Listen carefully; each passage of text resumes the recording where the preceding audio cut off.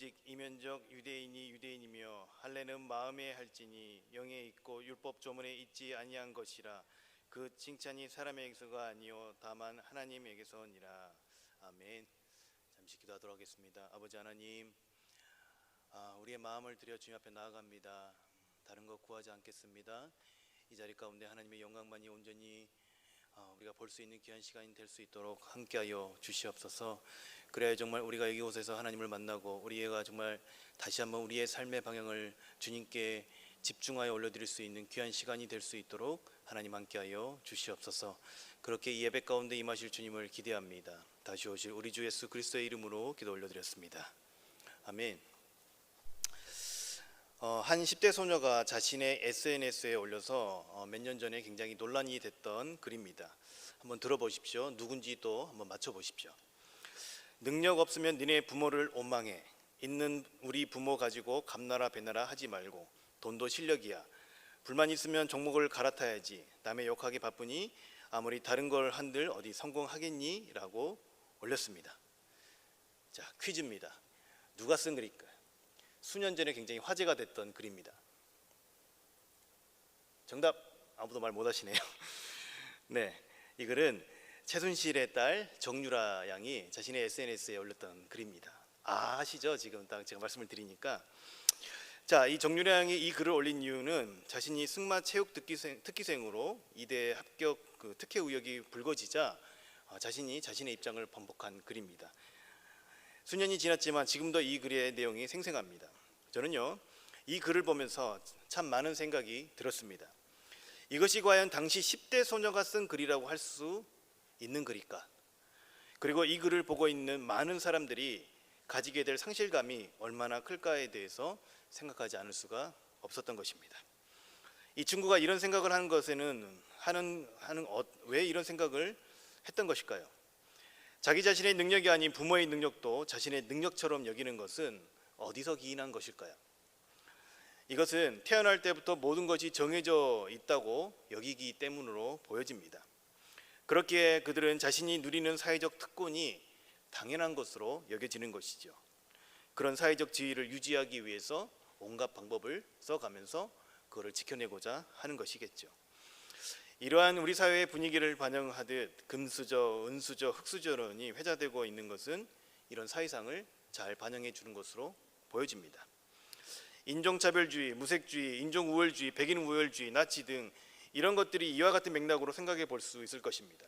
태어날 때부터 정해진 운명, 비단 우리나라 이 시대에만 있었던 것은 아닌 것 같습니다. 유대인들도 이러한 태생적 혈통주의를 중요하게 여겼던 흔적들이 성경 곳곳에서 나타납니다. 오늘 우리가 함께 읽었던 본문에 반복적으로 나오는 단어가 있습니다. 무엇으로 보여집니까? 율법과 할례라는 단어가 반복적으로 나타납니다. 그것이 이 유대인의 태생적 혈통주의를 보여주는 매우 중요한 단어라고 할 수 있는 것입니다. 이는 다 유대인과 매우 밀접한 관련이 있는 단어이기 때문에 그런 것입니다. 자, 유대인과 할례, 율법이 어떤 관계가 있는 것일까요? 우리가 익숙히 들어서 많이 알고 있고 무엇일 것 같다라는 생각이 들지만 생각보다 이것이 쉽게 잘 정의 내려지지는 않습니다. 자, 이런 할례에 대해서 알아보려면 창세기 17장으로 넘어가야 합니다. 왜냐하면 거기서 할례라는 것이 처음 등장하기 때문에 그런 것이죠. 자, 이 할례라는 것은 아브라함과 하나님이 서로 언약관계 가운데 있다라는 것을 보여지는 증표입니다. 무엇이라고요?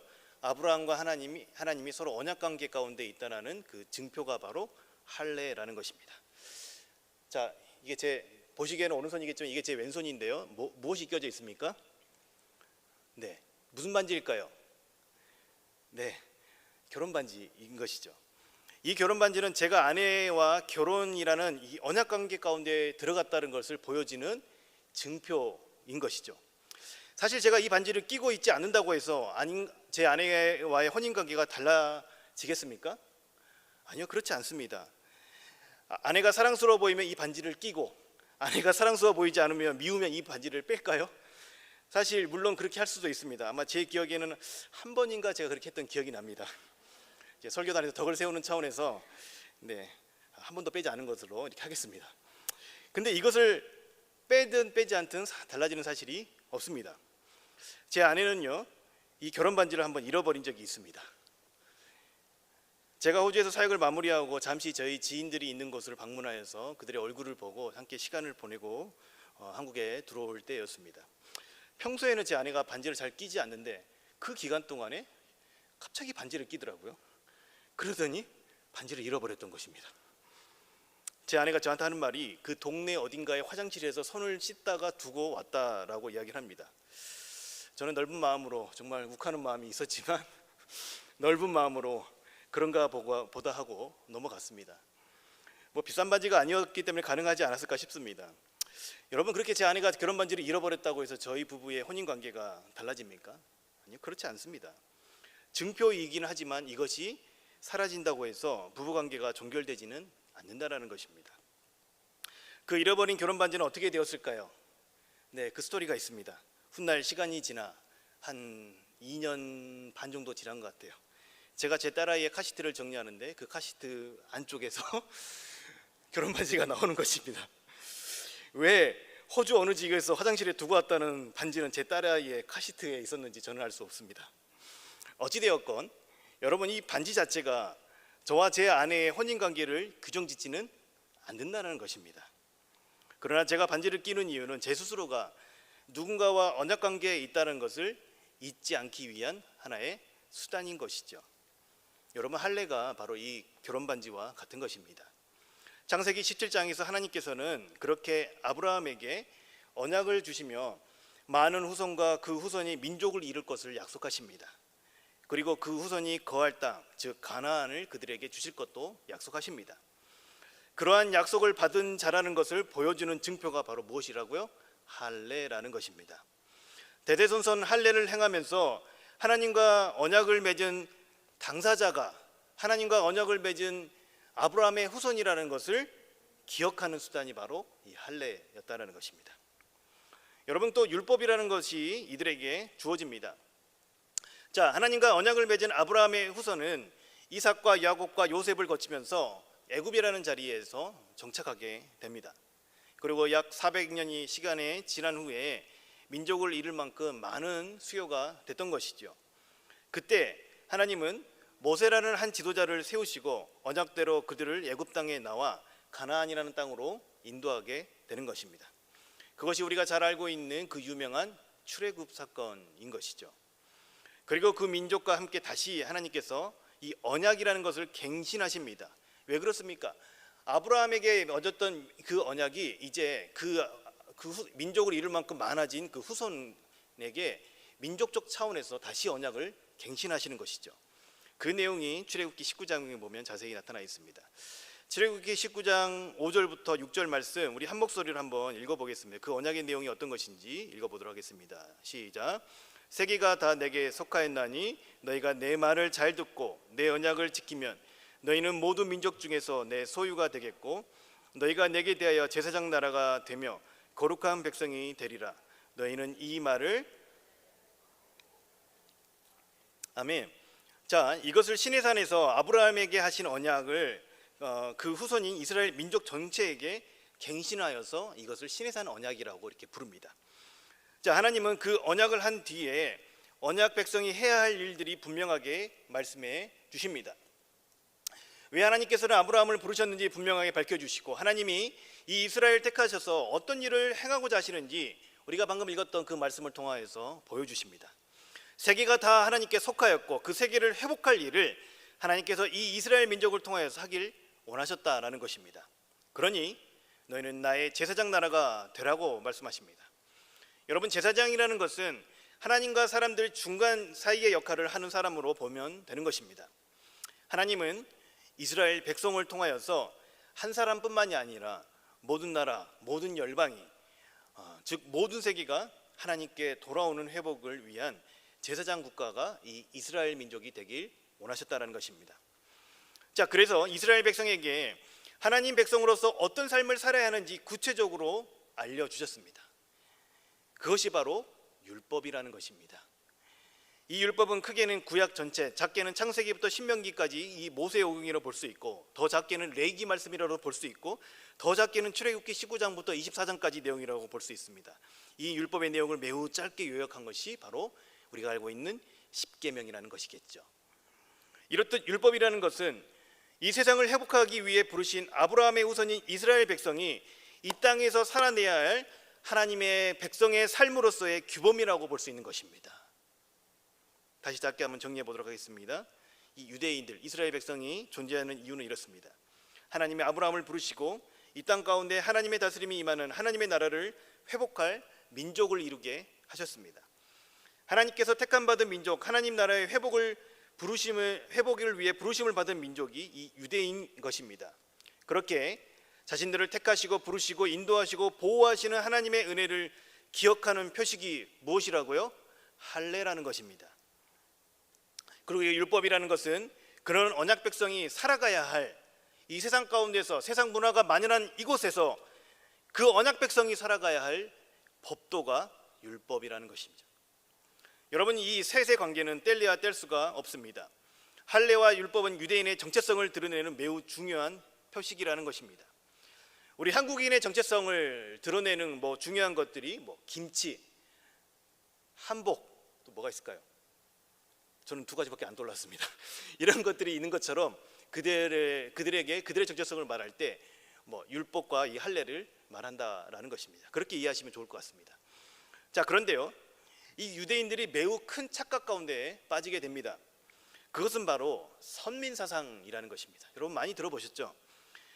제가 맨 처음에 종류라 양에 대해서 이야기를 하면서 나눴던 태생적 혈통주의와 같은 것으로 생각해 볼 수 있는 것이 바로 이 선민사상이라는 것입니다. 유대인들은 하나님이라는 분을 매우 신뢰했습니다. 왜냐하면 하나님께서 자신의 민족에게 하셨던 놀라운 일들을 그들은 몸소 경험했던 민족이기 때문에 그런 것입니다. 그러나 이들이 시간이 지나면서 스스로가 선민이라고 여기며 하나님께 택함 받은 백성이라고 여기며 하나님의 뜻을 오해하기 시작합니다. 하나님이 마치 자신들만을 위한 하나님으로 그 하나님을 가두기 시작했다는 것입니다. 온 세상 열방을 회복하는 데 이 유대인들을 쓰시고자 했던 하나님을 자신의 민족신으로 제한시켜 버린 것이죠. 그리고 오직 자신들만이 하나님께 택함 받은 민족이고 그 외의 모든 민족은 이방인으로 분류를 해버린 것이죠. 여러분, 그들의 사고는 매우 단순합니다. 유대인의 혈통을 가진 사람과 할례를 받은 사람, 그렇지 않은 이방인으로 구분을 했다는 것이죠. 유대인은 율법을 지녔고 그것을 지켜나가기 때문에 하나님의 백성이라고 생각합니다. 그리고 그들은 내가 너희 하나님이 되겠다는 중요한 증표인 할례를 지녔기 때문에 그들만이 구원에 이른다는 생각을 가지고 있었다는 것입니다. 자신에게 부여된 하나님의 큰 뜻을 망각해버린 채 자신들만이 특별한 민족으로 여기며 민족적 우월주의에 이들이 빠져 있었다는 것이죠. 그리고 그들은 율법을 마치 하나님처럼 대하기 시작합니다. 그 율법을 지니고 할례의 표징을 지녔다는 것만으로 유대인들은 하나님을 기쁘시게 할 수 있는 존재로 스스로를 여겼다는 것입니다. 태생적으로 얻어지는 하나님 백성의 신분을 신봉하기 시작했던 것이죠. 그러나 하나님께서 그들에게 원하셨던 것은 그런 것이 아니었습니다. 하나님께서는 그들을 부르신 이유가 무엇입니까? 그들이 온 나라의 온 열방 가운데 제사장 역할, 즉 하나님과 사람 사이를, 하나님과 온 열방 사이를 연결해 주는 역할을 하라고 그들을 부르신 것입니다. 그들이 특별한 혈통을 지니고 그들이 특별해서가 아니라 그들이 할례를 행하고 율법을 잘 지켜서 그들을 부르신 것이 아닙니다. 또 그러한 것들만 지켜가라고 그냥 부른 것이 아니었다는 것입니다. 하나님을 믿고 따르는 민족을 하나님께서 어떻게 인도하시고 보호하시는지를 온 열방 가운데 드러내 보이기 위해 그들을 부르셨다는 것입니다. 그리고 궁극적으로 유대인들이 이방인이라고 부르는 수많은 민족들이 어떻게 됩니까? 하나님께 돌아오는 통로로 그들이 사용받기를 원하셨다는 것입니다. 이것을 위해서 아브라함을 부르시고 그 아브라함에게 언약을 주시고 그 후손과 하나님께서 언약을 맺으셨던 것이죠. 그러나 그들은 하나님을 또 하나의 종교로, 하나님이 주신 언약의 증표를 또 다른 우상으로 만들어버렸던 것입니다. 하나님은 진정으로 회복된 유대인들의 그 마음을 원하셨던 것이지 의식만 남은 할례를 원하셨던 것이 아닙니다. 의미를 상실한 율법 조문을 지키는 것을 원하는 것이 아니었다는 것입니다. 하나님의 뜻을 오해한 그 유대인들을 바라보는 그 하나님 아버지의 마음은 어떠셨을까요? 돌같이 굳어버린 그 마음으로 행해지고 있는 그 종교 의식을 보고 있는 그 하나님 아버지의 마음은 어떠셨을까요? 저는 유대 민족을 향한 하나님의 답답한 마음을 묵상해 보면서 이 시대에, 저와 여러분이 살아가고 있는 이 시대에 이 유대인과 같은 사람은 어떤 사람일까 고민해 보았습니다. 또한 이 본문에서 반복적으로 나타나 있는 이 시대의 할례라는 것은 무엇인지에 대해서 고민하게 되었습니다. 왜냐하면 하나님의 말씀이 지금 이 시대에도 적용되기 위해서는 이 시대적 상황에서 생각해 보아야 했던 것이기 때문에 그런 것이죠. 성경에서 유대인이 온 세상의 제사장 역할을 하는 민족이라고 했습니다. 자, 그렇게 생각해 보았을 때에 이 말씀은 믿음이 없는 이들보다는 먼저 지금 저와 여러분 같이 이렇게 믿음을 지니고 있는 저와 여러분이 고민해야 될 본문으로 보여집니다. 왜냐하면 저와 여러분들도 믿지 않는 이들에게 하나님을 드러내는 제사장 역할을 이 시대에도 감당하도록 하나님이 우리를 부르셨기 때문에 그런 것입니다. 그래서 이 시대에 먼저 믿는 우리에게 주시는 이 말씀으로 여겨졌습니다. 자, 먼저 이 시대의 유대인은 어떤 사람일지 제가 몇 가지 예를 들어서 생각해 볼 수 있을 것입니다. 아마도 나는 기독교의 목사이니까, 또는 나는 교회의 직분자니까, 나는 어린 시절부터 교회에 대해서, 기독교에 대해서 잘 알고 자라난 모태 신앙인이니까와 같이 마치 하나님에 대해서 모든 것을 다 아는 것처럼 행동하는 이가 이 시대의 유대인처럼 여겨집니다. 그러한 이 시대의 유대인은 자신만의 종교의식에 도취되어서 스스로가 참 하나님을 믿고 따르고 있다고 여기는 사람일 것입니다. 또한 자기는 온전한 기독교인이라고 생각하며 구원에 이를 수 있다라고 구원의 확신을 가지고 있을 것입니다. 영접했기 때문에, 신앙을 고백했기 때문에 구원이 이미 답보되어 있다고 여기는 사람일 수도 있다라는 것입니다. 믿음이 없는 자들보다 자신들의 삶이 더 우월하다고 여기면서 살아가는 영적 우월지에 빠져 있는 이가 바로 이 시대의 유대인으로 보여집니다. 자, 그렇다면 이 시대의 할례는 무엇일까요? 내가 이래서 구원을 받았어, 나는 이런 것들을 하니까 구원에 이룰 수 있어 하며 말하는 것이 이 시대에 우리 기독교인들이 추구하는, 생각하는 할례와 같다라고 생각해 볼 수 있을 것입니다. 유대인들은 이 할례의 표식이 있어야만 구원에 이룰 수 있다고 여기는 것처럼 저와 여러분이 스스로가 행한 어떤 것이 우리를 구원에 이끌어준다라고 여기는 것이 있다면 그것이 바로 이 시대의 할례가 될 수 있다는 것입니다. 저의 청년 시절이 생각이 났습니다. 저는요, 제 신앙에 4가지 표지가 있었습니다. 무엇일 것 같습니까? 이것만은 제가 목숨을 걸고 사수해야 한다라고 여겼던 것이 있었습니다. 첫 번째, 뭘 것 같습니까? 네, 주일 성수. 두 번째, 11조, 금연, 금주. 이 4가지는 제 신앙의 표지였습니다. 그것을 지키기 위해 부단히 애썼던 그런 기억이 납니다. 여러분 어떻습니까? 이런 청년 괜찮지 않습니까? 네, 딸간인 권사님들, 이 심지 굳은 이 청년에게 딸을 시집 보내고 싶지 않으십니까? 죄송합니다. 저는 이미 애가 둘인 푼절남이라서. 저는요, 그런 생각을 했습니다. 이 4가지를 지켜가는 것이 정말 하나님을 사랑하고 하나님을 잘 섬기는 것이라고 그런 확신이 있었습니다. 그래서 이것을 지키기 위해 부단히 노력했던 기억이 납니다. 대학교 때 MT 가서 술 안 먹고 사람들과 어울리기 위해서 정말 사이다 먹고 열심히 취해야만 했었습니다. 군에 가서 고참들에게 매를 맞아가면서 술을 거부하고 술을 먹지 않았던 이유로 모든 뒤치다거리를 해야만 했던 그런 기억도 납니다. 여러분, 술과 담배를 하지 않으니까 그들만의, 남자들 세계만의 그 친교의 자리에서 어떻게 됩니까? 자연스럽게 소외가 됩니다. 그래도 내가 이 신념을 지켜가고 있기 때문에 그러한 제 자신의 모습이 대견스러워서 그런 소외도 저는 그 당시에 기쁨으로 여겼던 것이죠. 그리고 주일에 드려야 할 11조에 대해서도 철저하게 구분하여서 그때 제가 잠깐 그때 직업군인 생활을 할 때요, 그 같이 믿는 우리 동기들이 있었는데 저희의 고민은 이거였습니다. 11조를 뗄 때 새 전으로 떼느냐 새 후로 떼느냐, 뭐 그런 고민 많이 하시죠. 근데 그때 저희 같이 있던 친구들과 우리가 결의했습니다. 우리는 새 전으로 되자. 주일은 이 주일 예배, 주일 성수를 하는 것은 제가 다른 피해를 보더라도 그 시간만은 확보하여서 어떻게든지 예배를 드리려고 몸부림쳤던 그런 기억이 납니다. 이런 청년 괜찮으십니까? 네, 이미 늦었습니다. 저는요, 그때 그렇게 살아가는 제 자신이 굉장히 자랑스러웠고 대견스러웠습니다. 비록 어려움은 있었지만 그런 어려움을 어려움으로 여기지 않고 그것들을 감당했던 기억이 납니다. 그러나 여러분, 제가 제 신앙의 표지라고 여겼던 이 네 가지를 잘 지켜가고 있을 때에 그것을 제외한 기독교인으로서의 제 개인의 삶은 어땠을까요? 다 말씀드릴 수 없지만 은밀한 곳에서 보내는 저의 시간은 어땠을까요?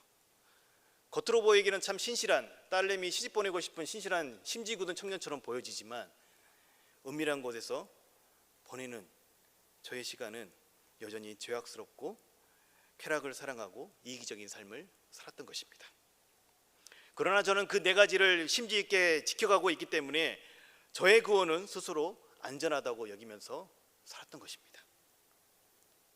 물론 제가 청년 시절에 지키고자 했던 것은 우리 한국교회의 매우 중요한 유산입니다. 또한 수많은 믿음의 선배들이 자신의 믿음을 그런 것들로 표현을 했었습니다. 지금도 지켜가야 할 소중한 전통이자 가치라고 여겨집니다. 그러나 저의 청년 시절에 제가 문제가 되었던 것은 껍데기만 있었다는 것입니다. 행위를 통해서 저는 남다르게 생각을 했을 뿐 그것을 하나님을 사랑하는 마음으로 하고자 했지 않았던 것입니다. 저는 그것을 통해서 저의 의로움을 주장하고 남들을 판단하는 도구로 사용했던 것입니다. 여러분, 이 시대의 할례의 다른 예를 찾아본다면 그 대표적인 예가 기독교 이단인 구원파에서 찾아볼 수 있을 것입니다. 구원파는 이렇습니다. 자신이 구원받은 날과 시를 분명히 안다라고 합니다. 그리고 그 후에는 구원을 이미 이뤄 놓았기 때문에 이후에 그들의 삶에는 어떠한 제한도 받지 않는 것입니다. 이것이 이들이 여기는 이 시대의 할례라는 것입니다. 내가 행한 무언가로 인해서 구원을 답보에 넣었다고 여기는 것이 이 시대의 할례가 될 수 있다라는 것입니다. 이 시대의 율법은 무엇일까요? 그것은 제가 청년 시절에 보인 모습과 같은 것일 겁니다. 의미는 하나도 없고 행위만 남아 있는 것이 이 시대의 율법이라는 것입니다. 유대인들은 율법을 지키기 위해 부단히 노력했습니다. 사도 바울 시대에도 그랬습니다. 그래서 율법을 해석하면서 어디까지 지켜야 될 것인가에 대한 세세한 규율을 정하고 그것을 지켜갔다라는 것입니다. 또한 그 율법을 세세하게 지켜가기 위해서 보호막을 치기 위해서 더 안전하게 그 율법을 지키기 위해서 몸부림쳤다라는 것입니다. 처음에는 말씀에 순종하고자 하는 마음으로 그것을 했을 것입니다. 그러나 시간이 지나면서 껍데기만 남아있게 된 것입니다. 율법의 행위를 지키는 것에만 급급한 나머지 그 율법을 주신 하나님 아버지의 마음을 어떻게 합니까? 잃어버린 것이죠. 제가 청년 시절에 했던 모습이 딱 바로 이 모습인 것이죠. 믿음의 선배들이 물려주신 좋은 신앙의 유산을 지키는 데만 급급했다라는 것입니다. 철저하게 지키는 데만 급급한 나머지 그것을 왜 지켜가야 되는지에 대한 고민을 하지 않았다는 것입니다. 그저 그런 것들을 잘 지켜가면 제가 좀 더 괜찮은 신앙인, 믿음이 좋은 청년이 될 것이라는 그런 착각 가운데 제가 지켜갔던 신념일 뿐이었던 것입니다. 지금 돌이켜보면 그 시절에 저는 하나님과 더욱 친밀한 교제를 이루기 위해서 주일 성수를 하며 주님을 만나러 그 자리에 나왔던 것이 아닙니다. 하나님께 저의 모든 주권이 있다는 것을 고백하기 위해서 마음으로 그 물질을 드리지 않았던 것입니다. 하나님께서 저에게 주신 몸을 건강하게 관리하고 저의 삶의 균형을 이루기 위해서 금연과 금주를 실천했던 것이 아닙니다. 그저 그것을 행하지 않음으로 제 스스로가 또 그것을 행함으로 남들보다 조금 더 괜찮은 신앙인이라고 여기는 요즘 표현으로 자뻑하는 마음이 있었다는 거예요. 여러분, 신앙의 행위라는 하는 것들 중에는 그 의미가 다 퇴색되어 버리고 껍데기만 남아 있는 것이 이 시대의 율법이라고 말할 수가 있다는 것입니다. 그런데 오늘 본문 말씀에서 사도 바울이 이 로마 교회에 있는 유대인들에게 하고 싶었던 말이 무엇이었을까요? 그것은 우리는 이 말씀 28절과 29절에서 찾아볼 수 있습니다. 오늘 본문 28절과 29절 말씀 띄워주시면 우리 한 목소리로 같이 읽어보도록 하겠습니다. 28절, 29절입니다. 함께 읽겠습니다. 시작.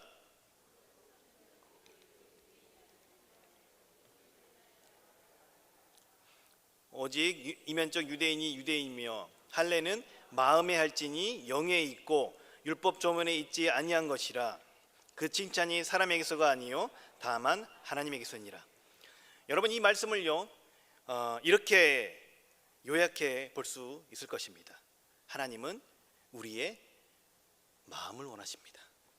어떻게 요약할 수 있다고요? 하나님은 우리의 무엇을 요구하신다고요? 마음을 원하신다는 것입니다. 우리가 아무리 많은 종교의식을 한다고 해서 그것이 진정한 그리스도인이 되는 것이 아니라는 것입니다. 그것이 하나님과 우리의 언약의 증표가 되지 못한다는 것입니다. 나 정도 하면 됐지 하며 강박하여 굳어있는 마음으로 드리는 그 모든 것을 하나님이 기뻐하지 않으신다는 것입니다. 그러나 이제 갓 하나님을 알고 믿어가는 사람이라도 아직 수중에 돈이 없어서 헌금을 드릴 수 없다고 하더라도, 아직 어떻게 기도하는지 몰라 머뭇거리는 사람이라고 할지라도, 아직 하나님이 누군지 몰라 알쏭달쏭하더라도 그 사람이 하나님께 진심 어린 마음을 드린다면 하나님께서 그것을 인정하시고 그것을 칭찬하신다는 것입니다. 그것을 기뻐하신다는 것입니다. 그 어떤 것보다도 저와 여러분의 진심 어린 마음을 드리라라는 것입니다. 여러분, 하나님은 어떤 분이십니까? 하나님이 어떤 분이십니까? 우리가 정말 하나님이 어떤 분이시냐라고 했을 때 우리 입에서 술술 나오는 단어가 무엇입니까? 그분이 창조주 하나님이십니다. 하나님, 그 하나님께서 부족한 것이 무엇일까요? 모든 만물을 창조할 수 있는 창조 능력이 있으신 그 하나님께서 과연 부족한 것이 무엇일까요? 예수님께서 누가복음에 말씀하시기를 우리가 침묵하면 돌들이 소리치게 할 수 있다고 하셨습니다. 그 어떤 물질, 봉사, 우리의 영광과 찬송마저도 그 하나님께는 부족한 게 없으신 분이십니다. 하나님이 진정으로 원하시는 것은 저와 여러분의 마음이라는 것입니다. 저와 여러분이 하나님과 진정으로 회복된 관계를 원하십니다. 그러나 돌이켜보면 우리가 하나님을 안다고 하면서 우리 마음이 얼마나 굳어있고 강박해져 있는지 모릅니다. 오늘 이 자리에 예배드리러 나오면서 여러분은 어떤 마음으로 나오셨습니까? 정말 살아계신 하나님과 깊은 교제와 그분을 만나고 싶은 마음으로 나오셨습니까? 아니면 너무나 당연하게 이 자리에 나왔지만, 시간을 들이지만, 물질은 들이지만, 어떠한 봉사에 참여를 했지만 혹시 진솔한 마음만은 어딘가에 남겨두고 혹시 오신 분이 계시지는 않으십니까? 목사인 저도 수많은 예배를 인도하고 참여하다 보면요, 때로는 습관처럼 이 자리에 앉아있을 때가 있다는 것입니다. 예배를 드리면서 자기 자신도 어떤 마음으로 이 자리에 앉아있는지 모를 때가 참 많이 있다는 것을 발견하게 됩니다. 왜 그럴까요? 왜 그러냐면요, 우리 마음은요 부패하기 쉽고 간사하기 때문에 그런 것입니다. 심지어 우리는 우리 자신에게 잘 속기 때문에 그런 것입니다. 그래서 우리가 우리의 마음을 수시로 점검하지 않으면 부패한 우리 마음의 상태를 하나님이 기뻐하시는 마음이라고 착각하며 살 때가 너무나 많이 있다는 것입니다.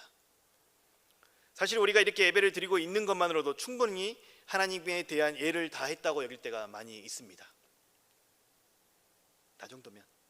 그러나 하나님은 우리의 껍데기보다 진심 어린 우리의 마음, 이 마음을 원하신다는 것입니다.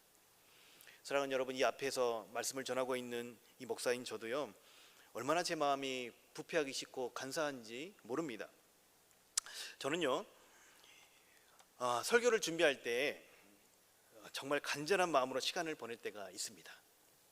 그게 이제 오해하지 말고 들으세요. 이렇게 그 간절함으로 이렇게 성도님들을 위한 준비하는 그런 마음이 항상 그러면 좋겠지만, 어쩔 때 더 간절해지냐면요, 설교가 풀리지 않을 때 정말 간절해집니다. 왜냐하면 이 말씀을 해석하고 이 시대의 언어와 우리의 상황으로 이렇게 변환하는 것은 저에게 있어서는 굉장히 어려운 작업이기 때문에 그런 것입니다.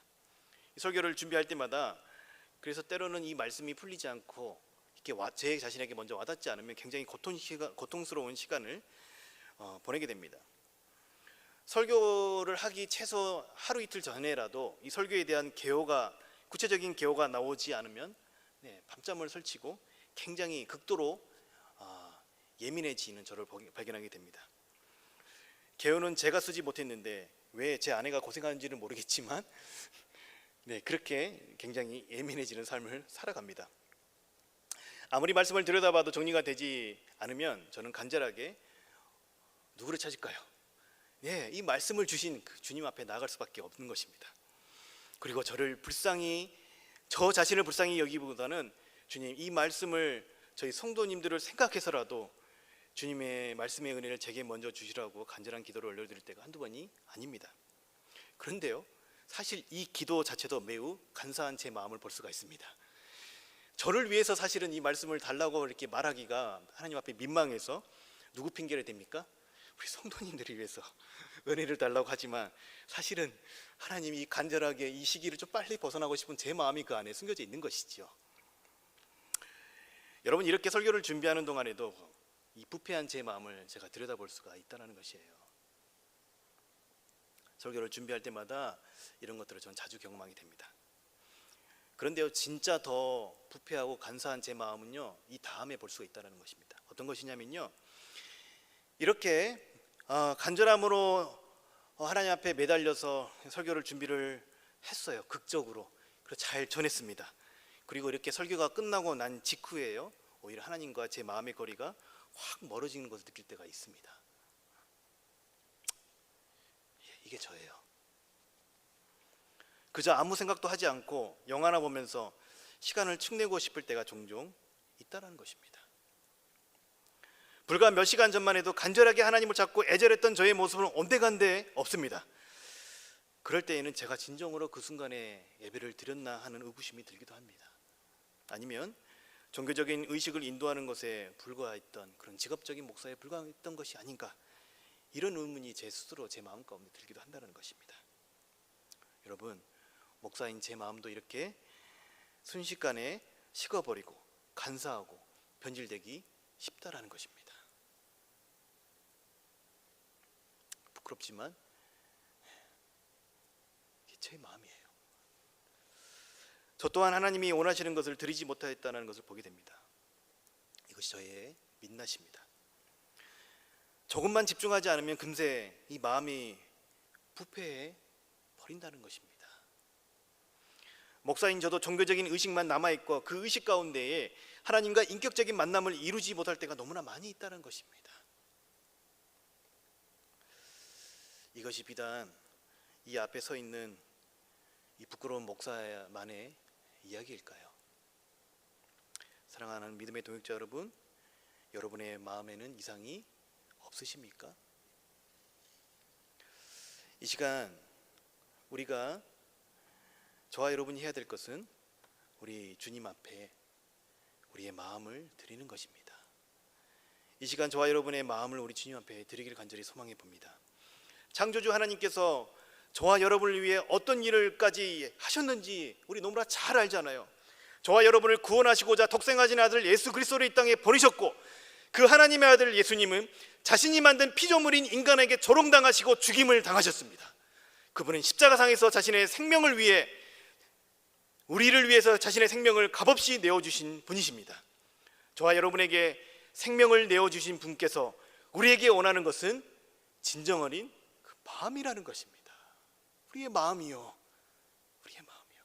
다른 건 다 줘도, 다른 건 다 드려도 우리가 드리지 못한 그 마음의 중심을 우리 주님께서 원하신다는 것입니다. 하나님을 참 하나님으로, 하나님은 내 삶의 진정한 주권자로, 하나님만이 내 삶의 진정한 통치자로 인정해드리는 그 마음의 중심을 원하신다는 것입니다. 형식적인 마음이 아닌 하나님의 그 크신 사랑에 감격하여서 자발적으로 하나님과의 관계를 누리고자 하나님 앞에 나아오는, 자발적으로 하나님 앞에 나의 모든 주권을 내려놓고 그분을 내 삶의 중심으로 받아들이는 그 마음을 원하신다는 것입니다. 하나님은 그 마음을 드리는 그 한 사람을 기뻐하십니다. 여러분 잊지 마십시오. 우리 마음은요 부패하기 쉽습니다. 그것은 어느 누구도 예외가 아닙니다. 우리 마음은 부패하기 쉽다는 것을 우리가 절대 놓치지 말아야 되는 것입니다. 그렇기에 우리는 늘 하나님 말씀 앞에 겸손하게 우리의 자신의 모습을, 우리의 마음을 비춰가기를 간절히 소망합니다. 하나님이 말씀이 아니고서는 부패한 우리의 마음을 드러내 보일 것이 없다라는 것입니다. 그때 우리 안에 내주하신 성령께서 우리를 생명의 빛 가운데로 인도해 주실 것입니다.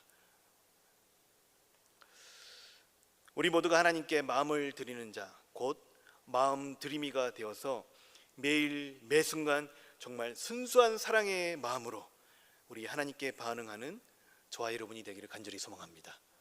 아멘이십니까? 우리 하나님께 이 마음을 드리길 간절히 소망합니다. 이 시간 함께 기도하도록 하겠습니다. 사랑하는 여러분, 이 시간 함께 기도하실 때에 여러분 마음 가운데 어떤 마음을 두셨습니까? 아까 제가 설교 시간에 잠깐 언급했지만 다른 것들은 다 드려도 하나님, 제가 하나님께 물질과 시간과 내 헌신 다 드리겠습니다. 그러면서 혹시 우리 안에 꽁꽁 숨겨두었던, 정말 드려야 했던, 정말 하나님이 원하시는 그 마음만은 이렇게 묻어두지 않으셨습니까? 여러분, 하나님께서 우리의 마음을 원하십니다.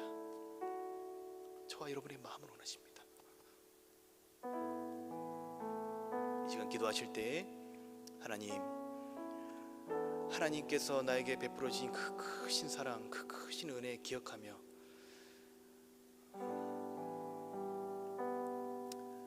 내가 자발적으로 내 사랑하는 주님께 내 진심 어린 마음을 올려드립니다. 우리 이렇게 함께 고백하며 나가도록 하겠습니다. 함께 기도하시겠습니다. 아버지 하나님, 주님 앞에 나아갑니다. 우리가 정말 다른 것들 구하지 않겠습니다. 하나님, 우리가 정말 하나님 앞에 하는 그 작은 행위를 가지고 우리 스스로 우리가 어렵다고 여기며 살아갔을 때가 너무나 많이 있었음을 고백합니다. 하나님, 그만큼 우리의 마음은 부패하기가 쉽습니다. 내가 좀 잘하고 있는 것 같은데 돌이켜보면 내가 하나님 자리에 앉아있을 때가 너무나 많이 있음을 고백합니다. 하나님이 없이는 안 된다고 고백하고 있었지만 사실은 내가 스스로가 그 모든 것을 할 수 있다고 여기며 살아갈 때가 너무나 많이 있었음을 고백합니다. 아버지 하나님, 주님께서 원하시는 것은 우리의 마음입니다. 주님께서 원하시는 것은 우리의 마음의 중심입니다. 주 하나님, 이 시간 우리가 정말 다시금 우리를 위해서 자신의 생명 또한 아끼지 않고 내어주신 하나님의 그 크신 사랑에 반응하여서 하나님 앞에 우리의 온 마음과 진심을 임 우리의 모든 삶을 올려드릴 수 있는 저희가 될 수 있도록 주님 우리를 붙드시고 역사하여 주시옵소서. 주님, 우리를 주님의 그 자리로 인도하여 주셔서 하나님과 깊은 사랑의 관계 가운데 자발적으로 참여하여 자발적으로 그 관계를 누리며 깊은 교제 가운데서 하나님, 우리 마음을 지키며 우리에게 주어진 이 일평생을 살아낼 수 있는 저희가 될 수 있도록 주님 우리를 붙드시고 역사하여 주시옵소서. 주님, 우리는 부패한 우리 마음을 이끌어갈 힘이 없습니다. 주의 성령께서 우리를 지켜주셔서 하나님, 이 부패하고 타락하고 하나님이 없는 이 세상 가운데서 여전히 우리의 마음을 지키며 하나님께만 우리의 모든 마음을 드리며 우리의 중심을 드리며 하나님 한 분만이 나의 참된 구세주이시고 참된 창조주이심을 고백하며 살아갈 수 있는 저희가 될 수 있도록 주님 우리를 지켜주시옵소서. 아버지 하나님, 그렇게 우리 가운데 역사하실 주님을 간절히 소망하며 나아갑니다. 주님, 우리가 이 시간 주님 앞에 우리의 온전한 마음과 또한 그 온전한 마음의 표현으로 주님 앞에 감사의 문건과 구역 예배 헌금을 드립니다. 아버지 하나님, 우리가 드리는 그 모든 것들이 우리의 마음의 중심 가운데서 온전해질 수 있도록 하나님 우리를 붙들어 주시옵고 또 우리 주님께 올려드리는 이 아름다운 마음의 고백을 하나님 아름답게 받아 주시옵소서. 그렇게 우리 가운데 함께 하실 주님을 기대합니다. 다시 오시 우리 주 예수 그리스도의 이름으로 기도 올려드렸습니다.